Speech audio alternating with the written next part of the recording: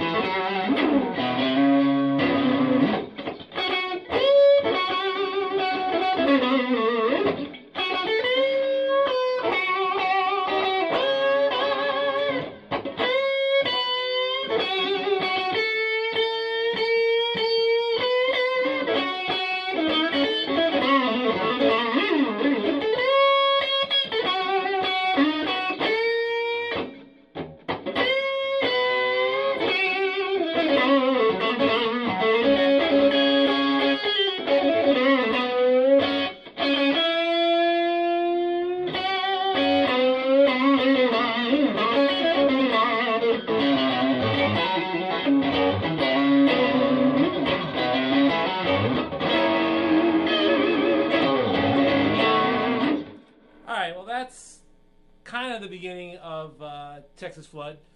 There's a lot more to it, but it's a good starting point. Let's see if we can break this down a little bit, because there's a lot here. There's a lot of Albert King in there. There's a lot of Jimi Hendrix. There's some Wes Montgomery, and probably a host of other guitar players that I don't know about. But knowing Stevie Ray, he had a whole lot of influences, and God knows how much great blues mix is in there from different players. But those are the three key guys, especially Albert King and Hendrix and Wes Montgomery. So let's kind of go through that a little bit, a little slower, and see if we can figure this thing out. It's in the key of G, by the way. And it's basically just a basic blues beginning starting in D. So you kind of just do that slide thing. That's kind of important. That's sort of like a basic gospel-y thing from C. G A G. So, but you're kind of you're barring it with your first finger on the top four strings, and then adding in the that note.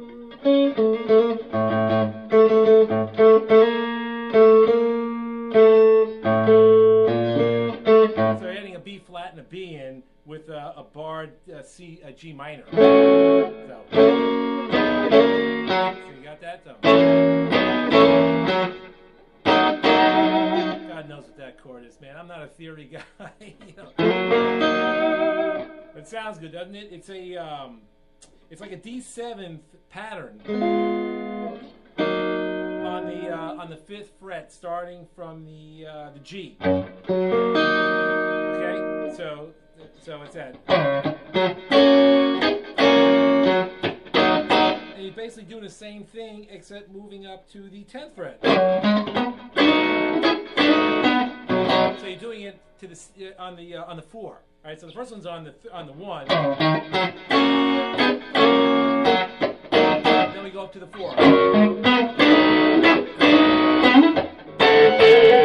Same chord, that D7 pattern, except up to the G. Okay, and then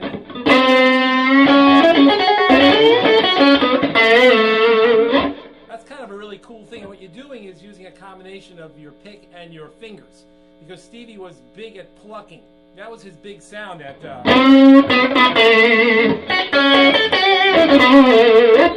so that's kind of a key thing, to make sure that you're doing that pluck along with the pick.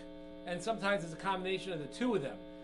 So you'll have to just kind of work with it and see which one works best for you. Some people can get that tone using just the pick. Some people get that tone using their fingers. Some people get that tone using both. In my case, because I'm less talented, I have to use both fingers to achieve that same effect. But I think I found a way to make it work. So that, back to, that's one of those key links. Okay, so let's do it. Because I lost where I was.